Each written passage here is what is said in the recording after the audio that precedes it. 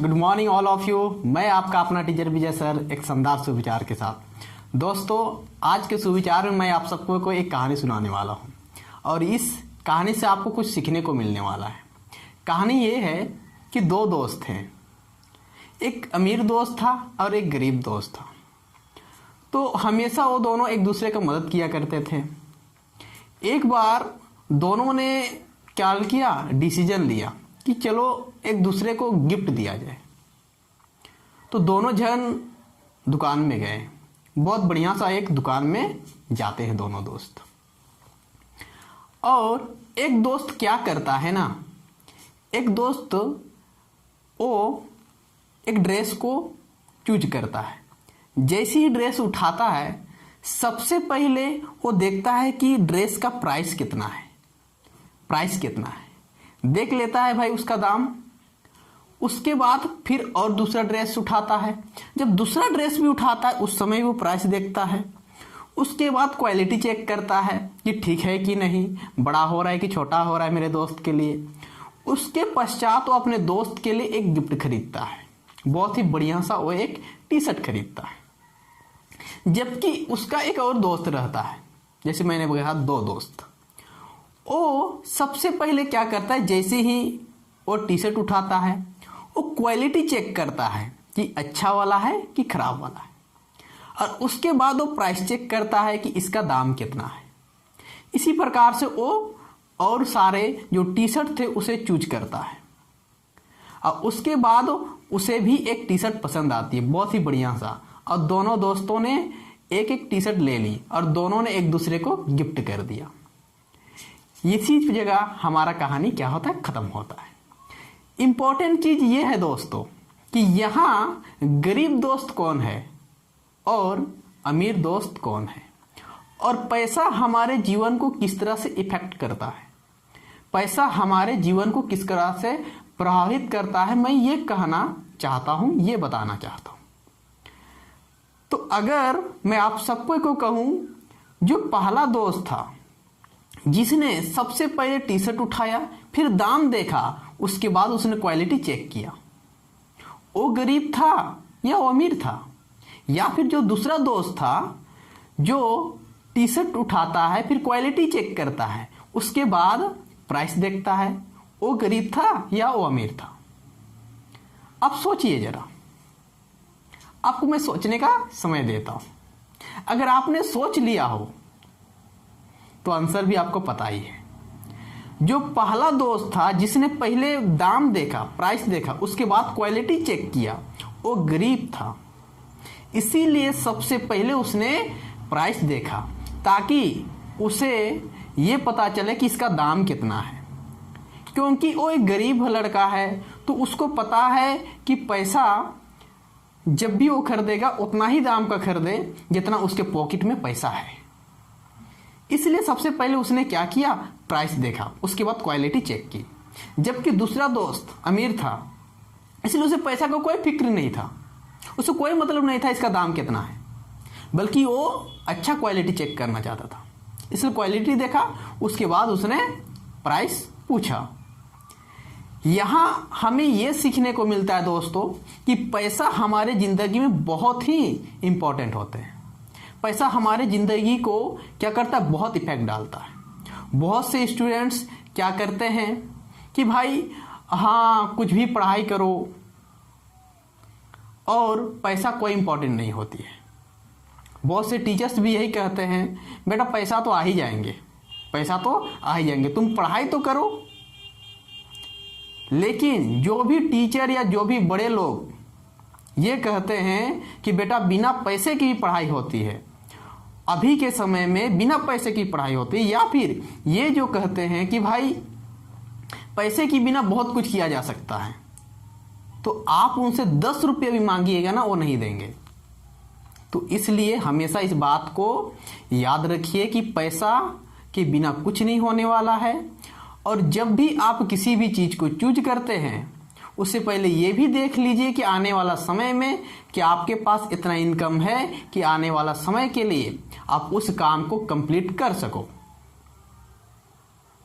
मैं नहीं कहता हूं, आपको मैं डिमोटिवेट नहीं कर रहा हूं कि भाई बिना पैसा कुछ नहीं किया जा सकता है, लेकिन आपके पास उस हद तक उतना तो जरूर होना चाहिए कि आप उस जगह तक पहुंच सको।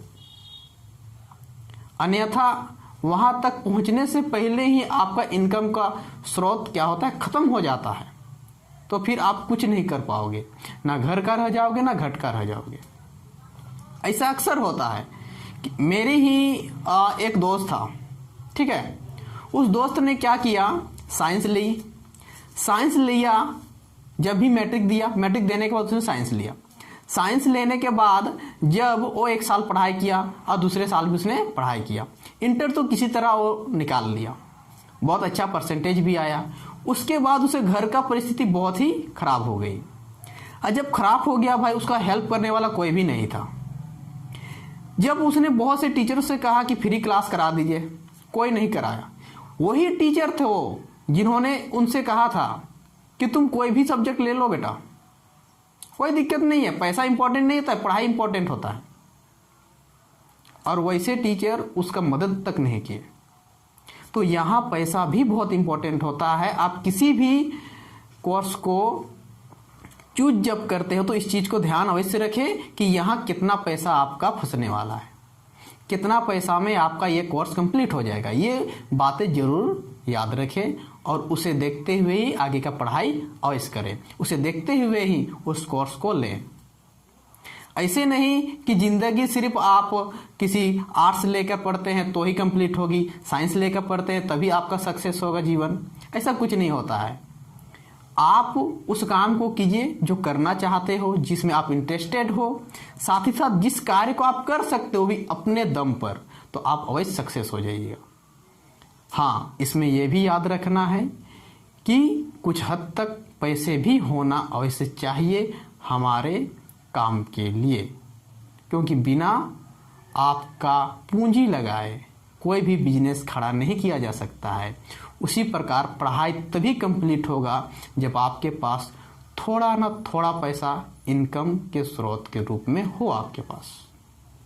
ये हमेशा याद रखना है हमें। और जितने भी माँ बाप मेरे बातों को सुन रहे हैं, मैं उन सबसे यही बात कहना चाहूँगा माताओं कि अभी के समय में जब आपका बच्चा छोटा है, आप किसी भी स्कूल में डाल देते हो। बहुत से माताओं को मैं देखता हूँ बड़ा से बड़ा स्कूल में अपने बच्चे को एडमिशन करवाते हैं, जहाँ बहुत अधिक मात्रा में उनसे फी लिया जाता है। लेकिन आप एक बात जरूर सोच लीजिएगा ऐसे समय में कि अगर आप ऐसे स्कूल में बच्चों को पढ़ाते हैं और अभी नर्सरी यूकेजी 5 क्लास तक जाते ही जाते आप लाखों रुपया क्या कर दे रहे, खर्च कर दे रहे हैं, तो उसके बाद भी उसका पढ़ाई और चलने वाला है।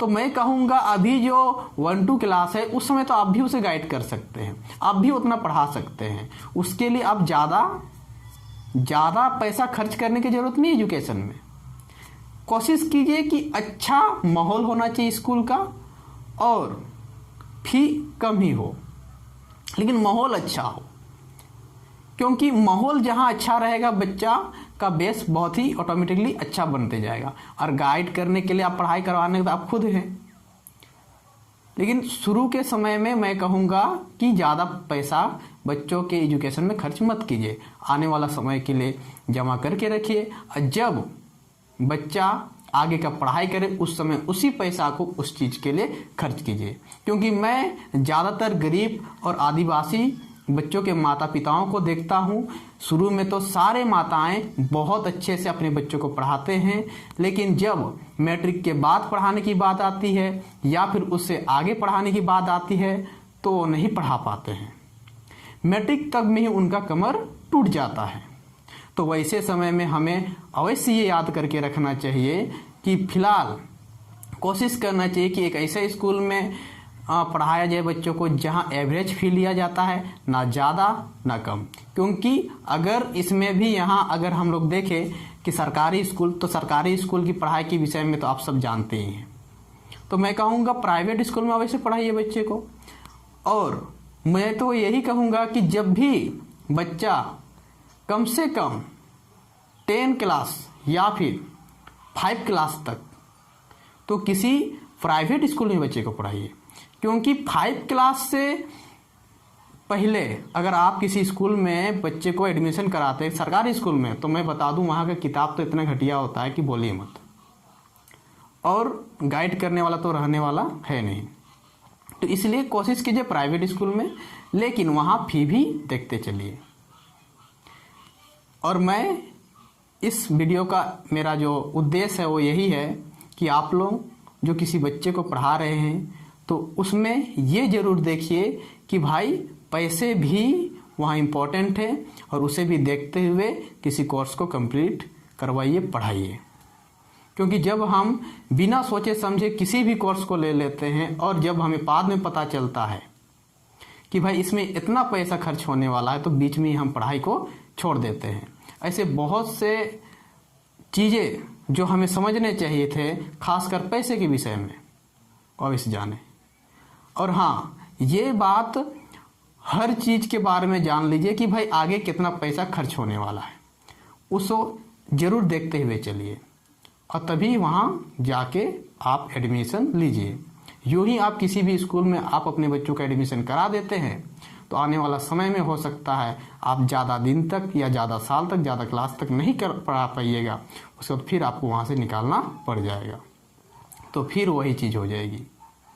लेकिन हाँ, मैं शुरू के समय में यही कहूँगा कि भाई अपने बच्चों को किसी बेहतर स्कूल में पढ़ाइए ताकि उनका बेस मजबूत हो। जब बेस मजबूत हो जाएगा तो बच्चा ऑटोमेटिकली क्या हो जाएगा, तेज हो जाएगा। तो मिलते हैं नेक्स्ट वीडियो में इसी प्रकार के।